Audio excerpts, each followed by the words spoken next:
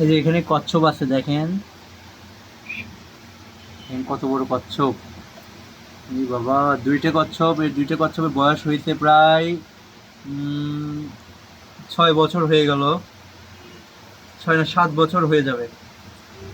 দুইটা কচ্ছপ 7 বছর বয়স।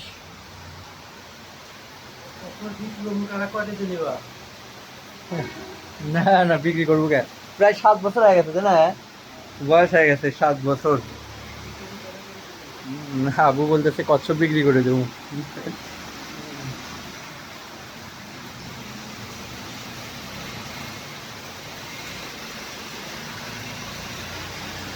আর এই বৃষ্টি।